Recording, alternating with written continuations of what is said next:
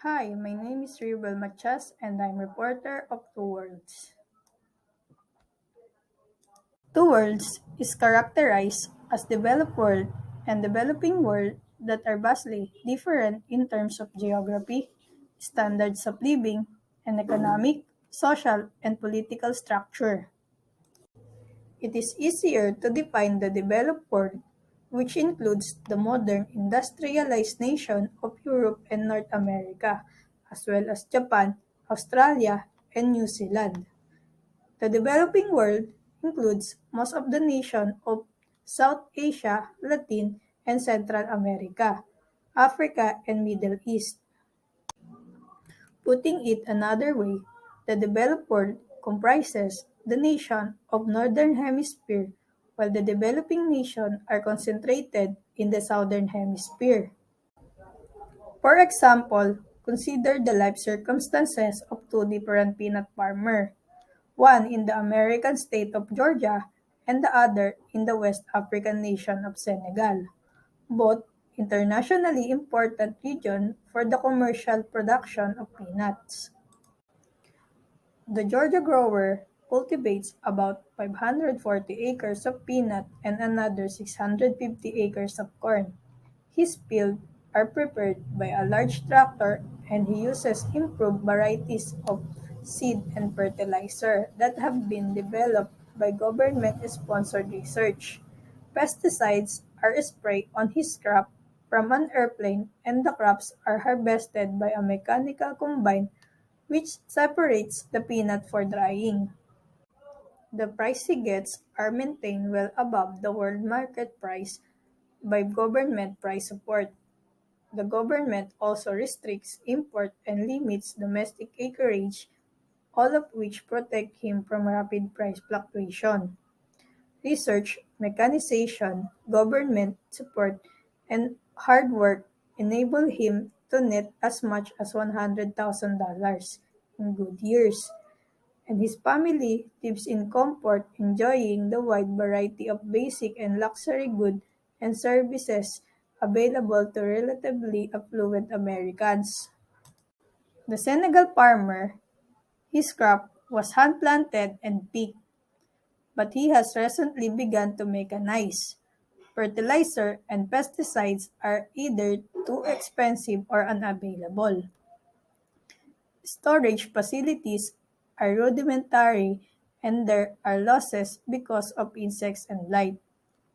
Senegalese growers sell his crop to a government corporation at well below the world market price. The corporation resell it to the world market at a higher price. His net income is about $400 per year. By contrast, the field worker on Georgia farm, who are poor by American standards, earn $100 per week when they work.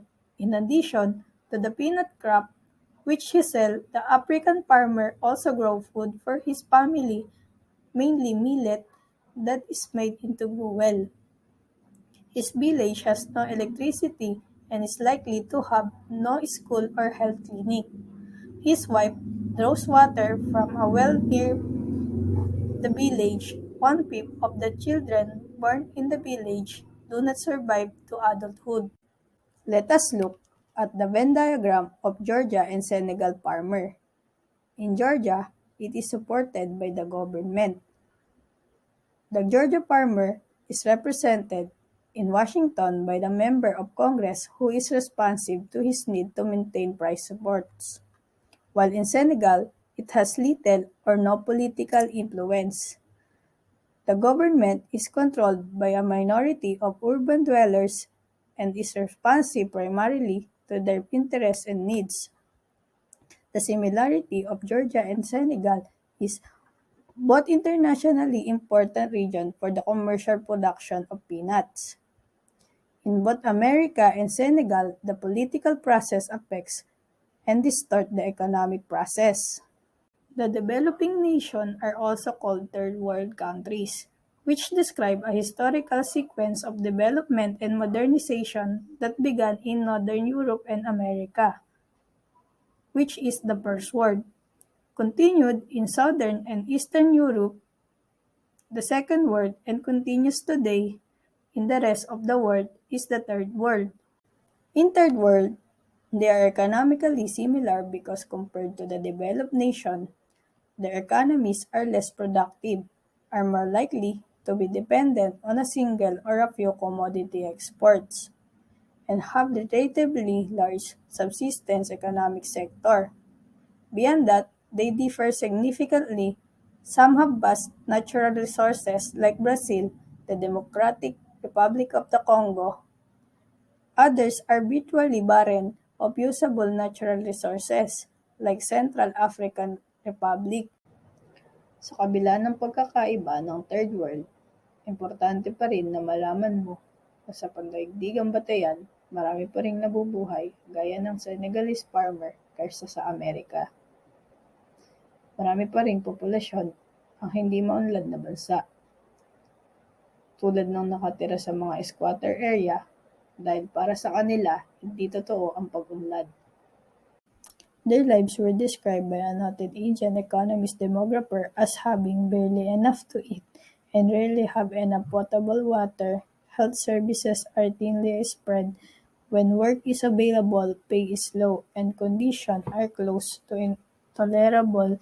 Insecurity is permanent. There are no public system of social security to condition the malnutrition, illiteracy, disease, high birth rate, underemployment, and low income close off in turn each avenue to escape.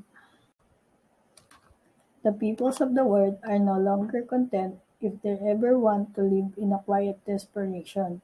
A passion for a bread and freedom have swept over the world, even in the poorest developing nation. People are aware that abject misery is no longer the lot of the people. They do not want to surrender their cultural uniqueness to the force of change, but they universally want development in terms of better material security, literacy, health, and life expectancy. They want freedom, self-determination, and a better life, and they have come to believe that it is possible.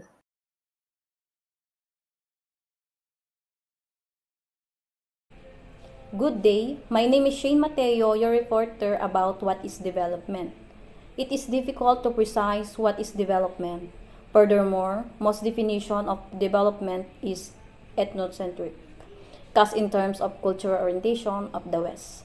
To complicate matters further, we use some other terms as rough synonyms for development, and two of these are modernization and industrialization.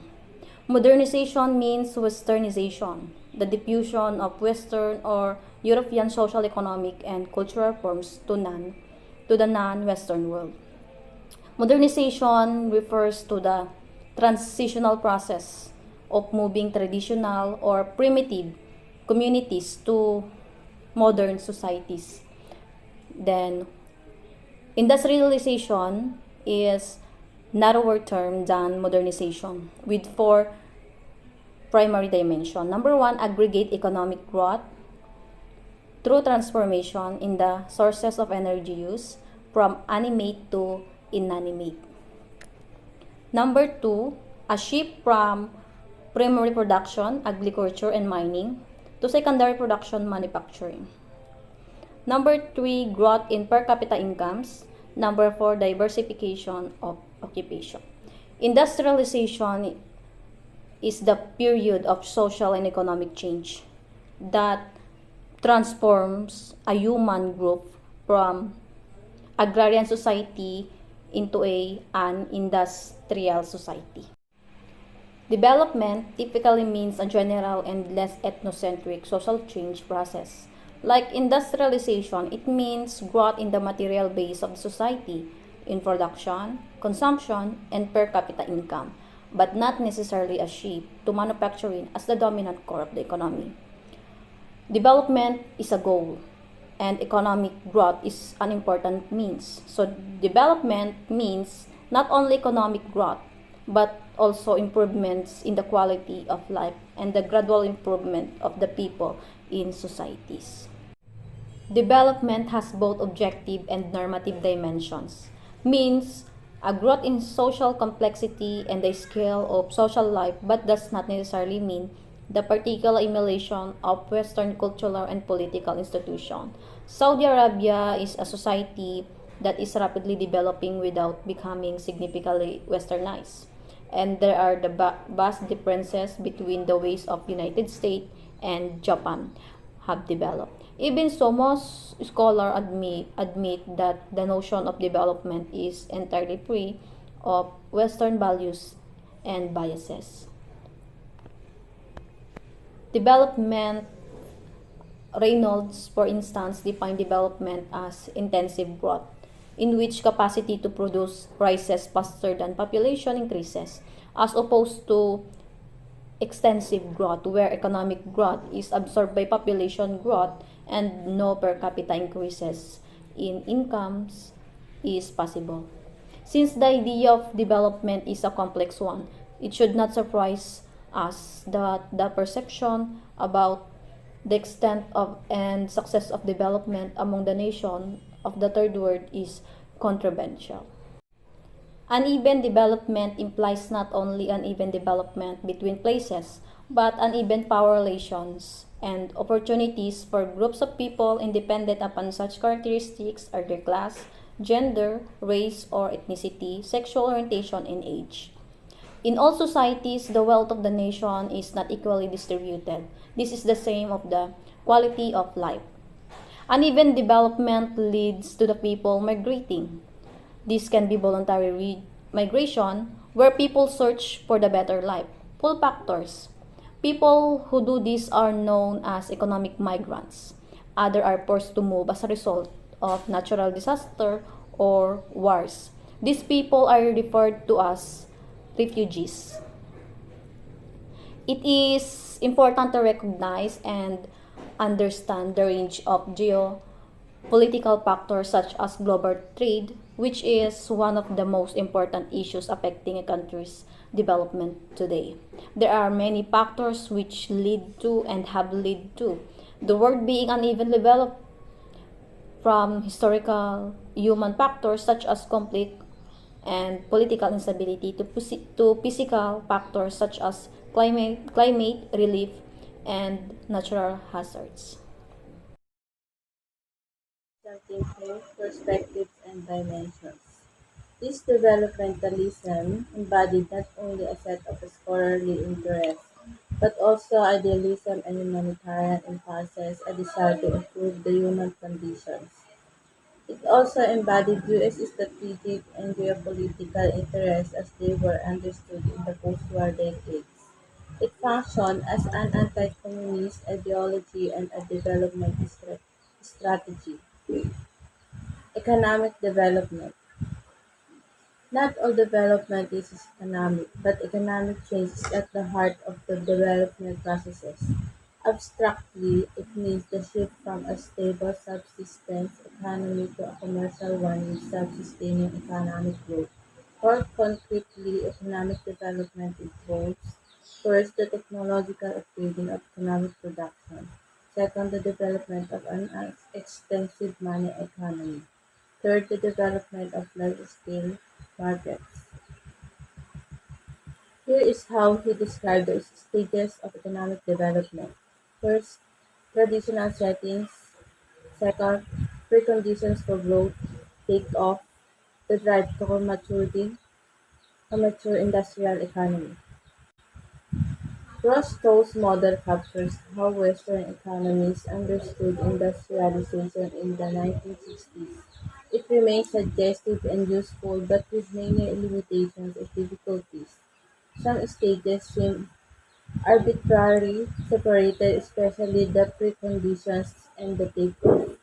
Does one really precede the other? But its biggest problem is that most developing countries long ago evolved beyond traditional subsistence economies, but many have somehow not many to take off or develop mature industrial mass consumption economies. Why? These questions are largely unanswered. Social development. These are the four. At the level of structures rather than relationships, development was abstractly described as an increase in scale and specialization and a decrease in the self-sufficiency of local units such as families and villages. Political development.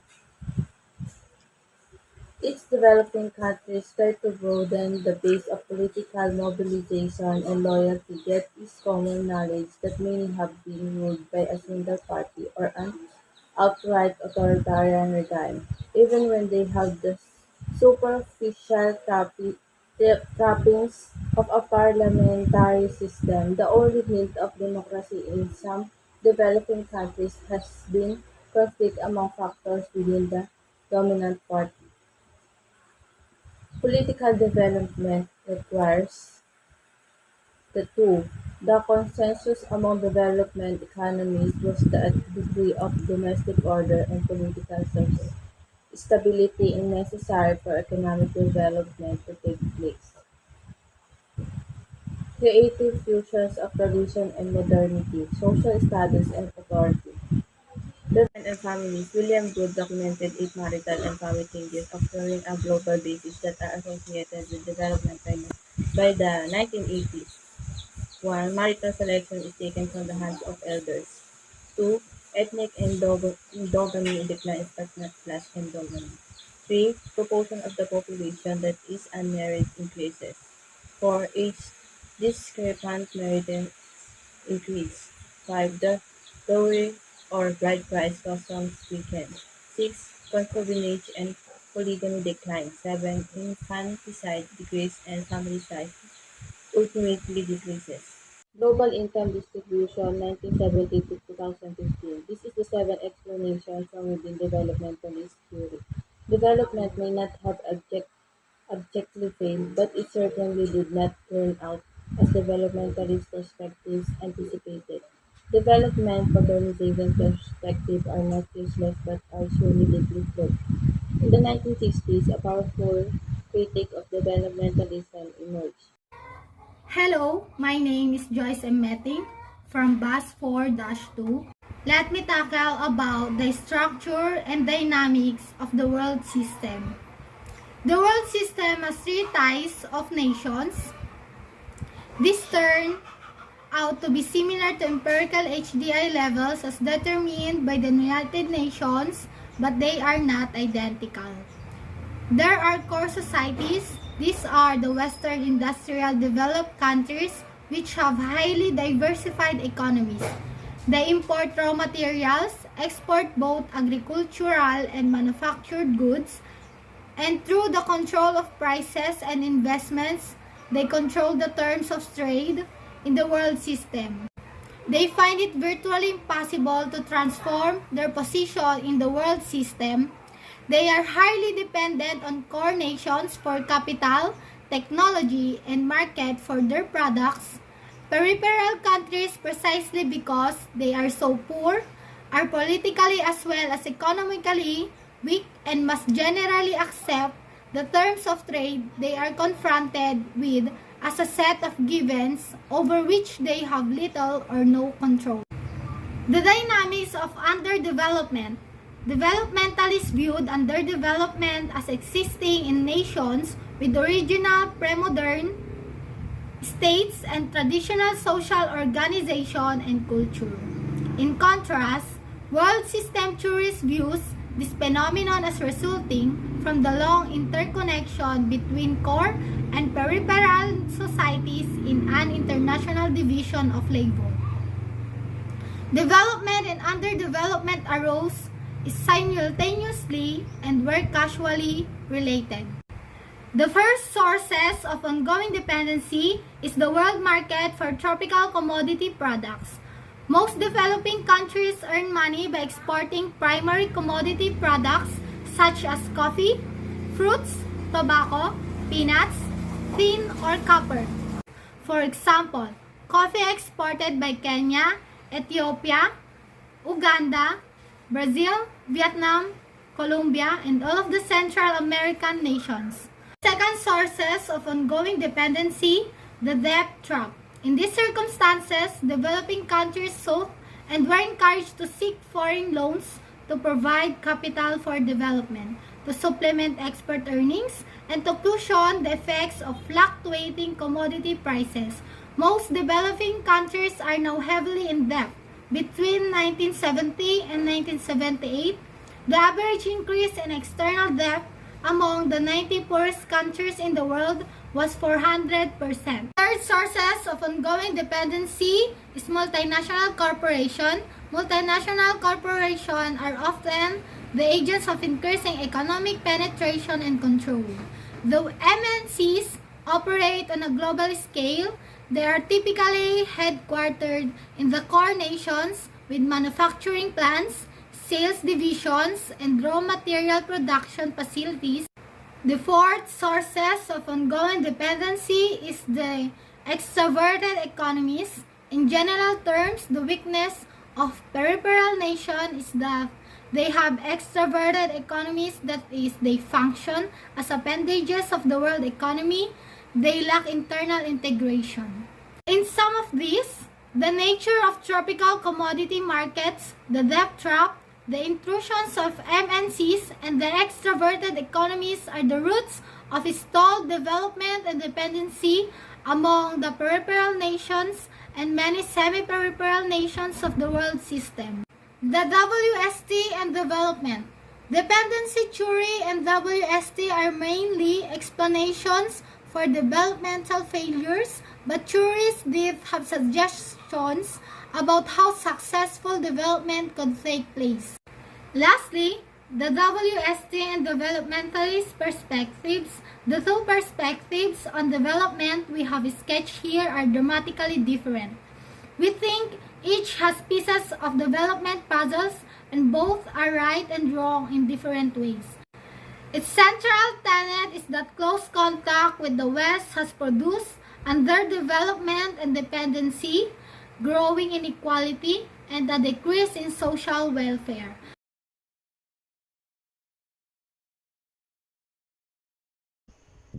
Good day, my name is Zyril Joy Macido from Bus 4-2, and I'm here to present to you my topic, which is globalization.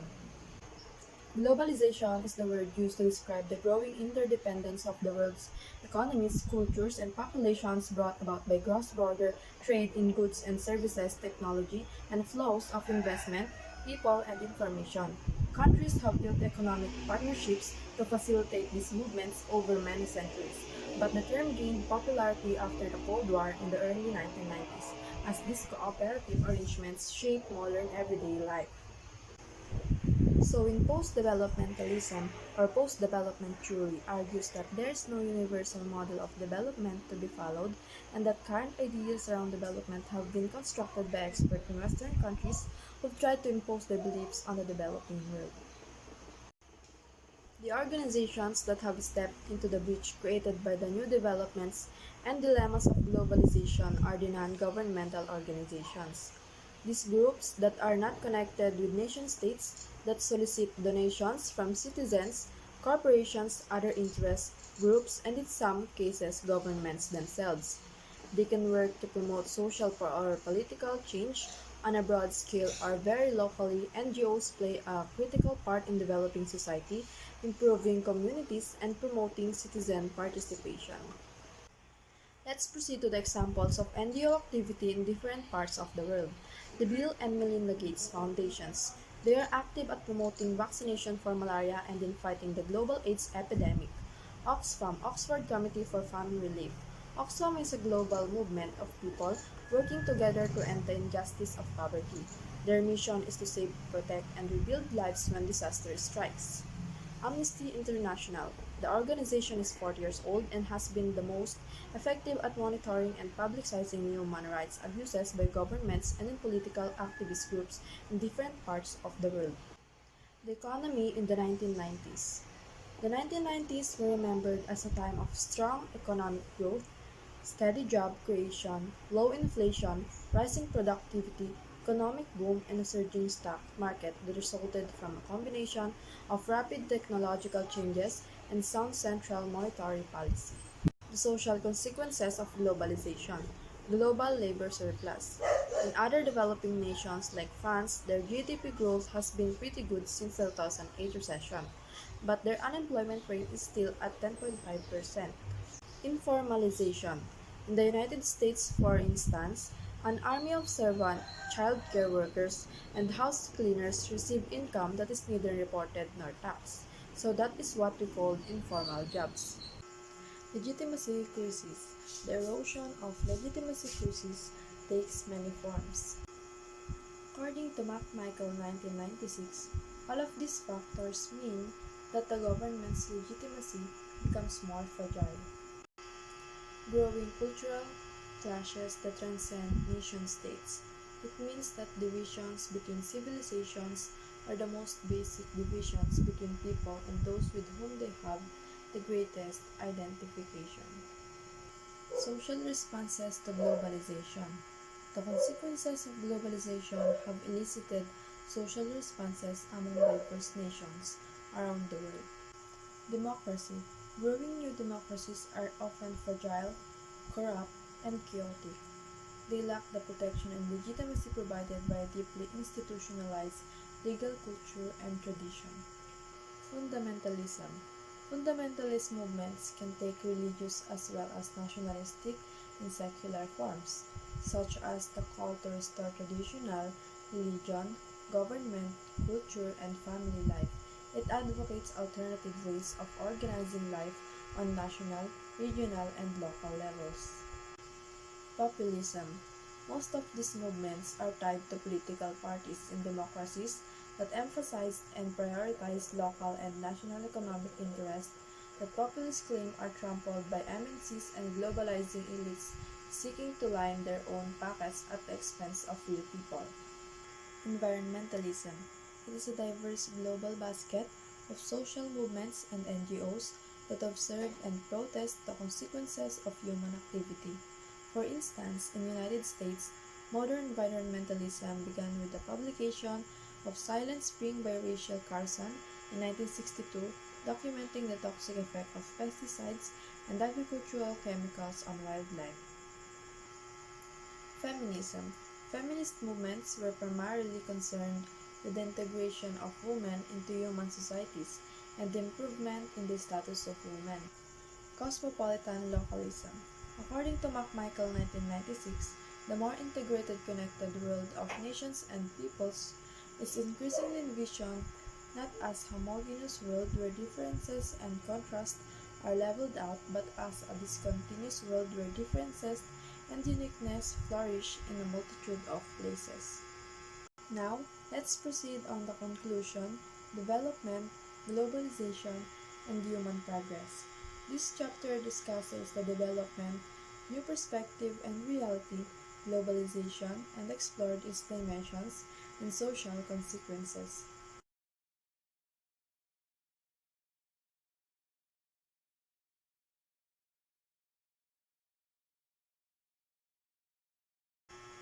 Globalists believe improvement will come through free trade, investment, and an open world economy, so as long as there is a reasonably equal playing field between people and nations. In contrast, localists assume that human empowerment and improvement will come from the grassroots, as people participate and mobilize in multitudes of local groups, movements, and NGOs that forms elites to respond to their concerns. To conclude, the English poet John Donne wrote upon hearing a church bell ring next to a cemetery more than 3 centuries ago. No man is an island, never sent to know for him the bell tolls, it tolls for thee.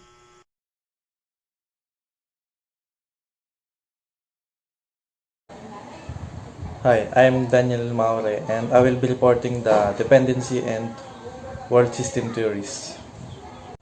Dependency and world system theories are radical and fundamental critiques of developmentalism that can be traced back to Marxist-Leninist ideas about neocolonialism and colonial expansion. They reject the most basic assumption of development and modernization theories that contract with Western developed countries, stimulate successful development among developing countries. Contrarily, Dependence and world system theorists contend that underdeveloped and poor nations emerge concurrently with and through the same dynamics as developed in richer developed nations. Dependency theories contend that as some developmentalists did missing the crucial point of Western nation hegemony over many developing countries when attributing development failures to the insufficient transfer of Western ideals and technology or to the preservation of tradition. University of Chicago economist Andre Frank summarized their argument this way. The underdeveloped countries are in fact highly developed adjuncts to the capitalist countries of Europe and North America. The rich countries could not have become that way without exploiting the poor ones, so that underdeveloped is simply the reverse side of development. Development theories focus on factors internal to the poor nations and ignore their embeddedness in a world economy dominated by rich ones. Socio-political context of dependency and world system theories, political and ideological support for the expansion of developmentalists. Thinking following World War II. There were socio-political factors that explained the significant increase in popularity of dependence and world system theory as alternative perspective. Their popularity grew in the 1960s when the moral and political optimism of the post-war period began to erode and America entered a period of pessimism and uncertainty. Their popularity grew in the 1960s when the moral and political optimism of the post-war period began to erode, and America entered a period of pessimism and uncertainty. This led to the emergence of major racial problems in 1960, as well as the almost simultaneous start of the United States debacle in Vietnam combined with chronic inflation, depreciation of the US dollar, and a general decline in American self-confidence. America became viewed as the very model of evil, and capitalism, which had been seen as the cause of social progress, became a sinister exploiter and the main agent of poverty in the most of the world. Imperialism, not backwardness and lack of modernity, was the new enemy.